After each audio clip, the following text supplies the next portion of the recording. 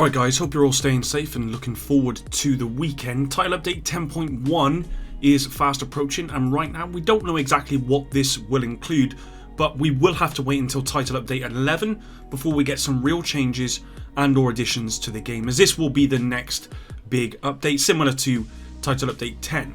With that in mind, I want to start the conversation early and get you guys involved with things you'd like to see come as part of TU11.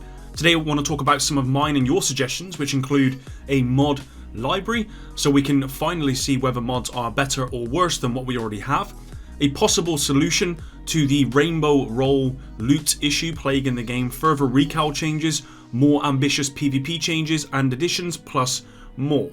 If you enjoy this one, drop a like below, get involved and leave your own suggestions, and you can support me on Patreon if you wish. With that said guys, let's begin. Rainbow rolls. Now I've talked about rainbow rolls before, but the more and more that I read the feedback from the community, whether it's on Twitter, Reddit or any other forum on title update 10, the more and more this comes up as some players are really starting to get frustrated over, myself included.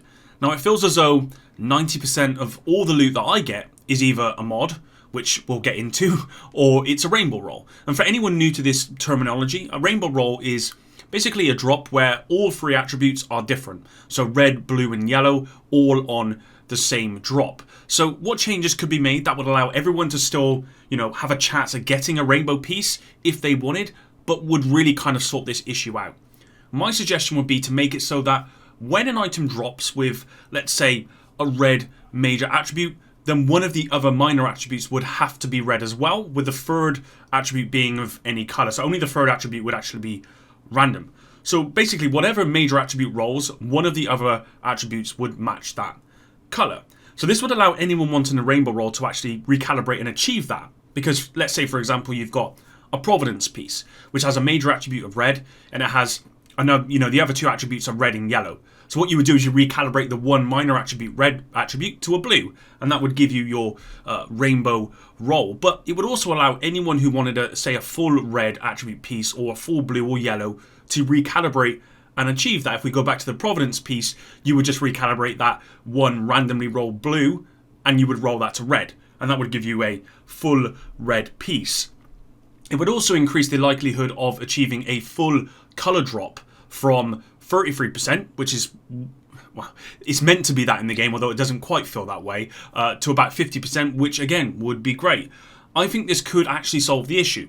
At least on paper, the way I'm reading it and the way it sounds, it looks good. It makes sense, at least to me. If any of you want to kind of challenge this or you have a better solution, please let me know. For some of you, rainbow rolls is not going to be an issue, and there's probably some other issues which are way more important. But I just know at the moment, at least, it has become a real issue within the community. I'm seeing it everywhere. I actually put out a tweet asking people about what changes they want to see with TU11, and the most common thing was rainbow rolls. So I know it's a big issue, and I think the devs need to find a solution. This is my suggestion. Mod library. Now, mods are the bane of my Division 2 experience, and they have been for some time. At this point, mods appear to drop about 30 to 40% of the time. I have no idea whether or not I have better ones already, and I am guaranteed that mod will not be a maximum.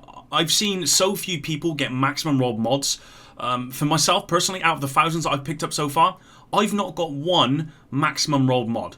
So they must be tuned separately to the weapon and gear drops in their roll averages, and they're just not dropping. At least for me, they're not dropping at all. And for a lot of people, I'm not seeing many people say that they've got max roll mods. So firstly, I would say the devs need to revisit that and fix the roll average. Maybe scale it to the same way they do gear and mods.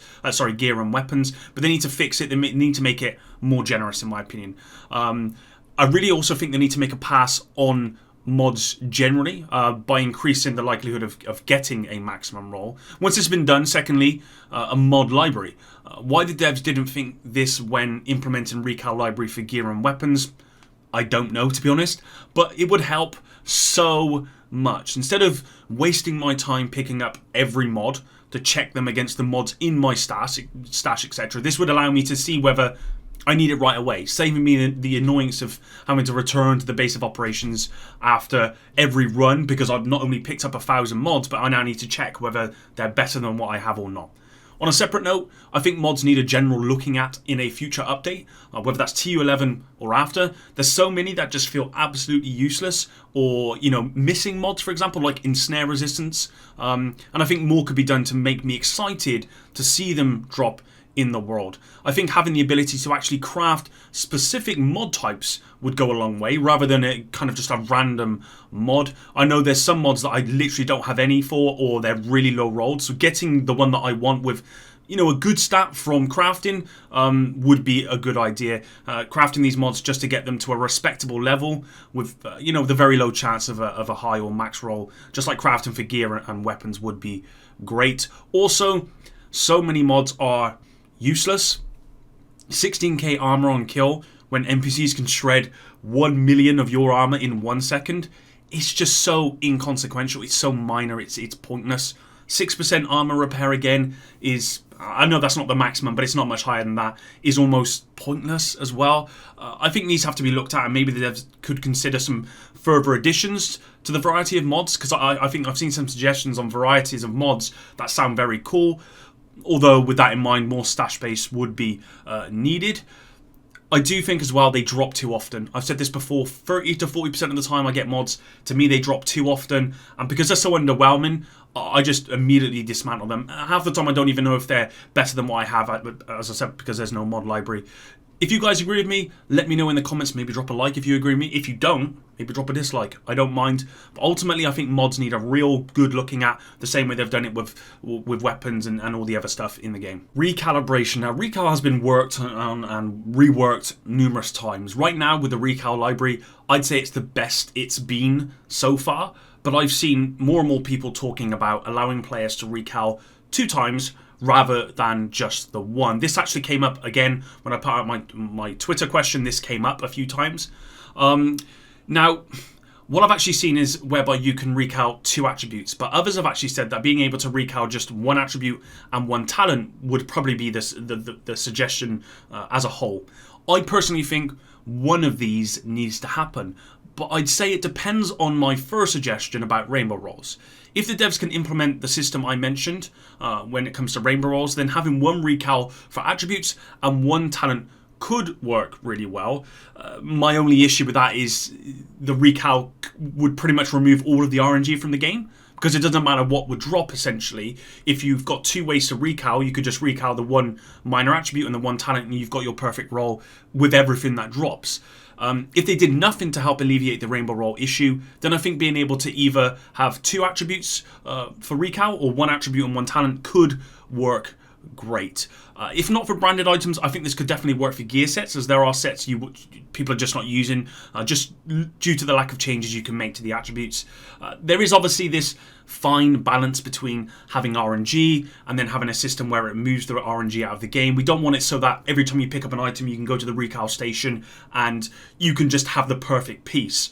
We don't want that, because then it removes the grind out of the game. The devs definitely won't do that. There needs to be the grind, and I don't think people will like that. So having it so that there's still RNG, but also allowing us to have a bit more freedom to have stuff where we want it, is kind of where we need to be at. And I hope the devs can get this balance with future updates, hopefully TU11. PvP. Now, it wouldn't be right for me not to mention this, because even though TU10 was meant to get PvP to a better state, from what I've seen, it's done little to make the experience any better. Now, I appreciate that PvP is certainly not on kind of the top of list for the devs, but there is a PvP audience out there. I was part of that PvP audience, but I'm no longer part of it because it's just so bad. And until they do something about PvP, I'm simply just not going to return. Riot Foam appears to be new meta, which is why we need ensnare resistance mods to counter it, which is what I talked about earlier. The time to kill is absolutely brutal right now. I played some skirmish when TU10 went live first, and it felt like you'd be looked at and downed. With that said, Foundry Bulwark is strong in PvP, especially when you have a team of 4 running it, because you basically become invincible. At that point, it pretty much becomes a bit too over the top frustrating. I've seen some healer, tank and damage team compositions in PvP though, which is something I never saw before in PvP, which is, again, good news. With Redstorm now not working on PvP, I'm just afraid that I'm not going to hold my breath for any significant changes anytime soon, but I really think the devs need to at least look at the major issues of PvP right now and fix them for TU11. I'd personally love to see a stripped back, classic style PvP game mode for PvP, similar to the Dark Zone experience from the Division 1 at the start of its life cycle, whereby PvP was mostly about aim, positioning, and movement, and if you're playing in a squad, you know that squad composition and moving and stuff like that. It was about the player skill and the group skill rather than about the build that you are using. We do need that in the game, which is why I'm saying a separate game mode. And I think if the devs did this, if they added something like this, kind of like a classic stripped back version, and they slightly increased the time to kill, I'd probably spend all my time in PvP. Because it's not that I don't enjoy the PvP mechanics, it's just all of the cheese and just the unbalancedness of it. And personally, I'm the sort of person that just loves, you know, shooting. You know, I'm not too fond on skills and stuff. So for me, at least, on a very personal level, this stripped back version would be great. Aside from that, PvP does need another pass. It does need all its issues ironed out. And it probably needs some more modes. It needs some more additions to the Dark Zone. It needs some more additions to PvP in general. I don't think we've had a new map for a very long time. And I know a lot of the PvP audience are not happy about that. So yeah, they need to do something about that. The Dark Zone, again, it's a different beast altogether. But the devs need to look at it and try and fix the PvP in this game. Because I mean, the game might as well just be PvE at this point. So guys, that's just a few suggestions for TU11. I could have put a lot more in here, but at the end of the day, these for me at least are the main ones, and these are the ones that I would personally like to see. For you guys, you may have a different preference, and again, I would encourage you to leave your comments down below. You can go onto my Twitter page, leave me a DM, or tweet at me on Twitter and let me know your thoughts. At the end of the day, we need to start this as early as possible so the devs have some idea on what people want. Now, I know people are going to give feedback regardless, but I like to do these videos so that I can kind of tweet at the devs with the video and say, look, this is what I think, and if you read the comments, this is what the community thinks, for at least my community thing. But thanks anyway for all of your support. Hopefully you guys have a fantastic weekend, and until next week, Epic out.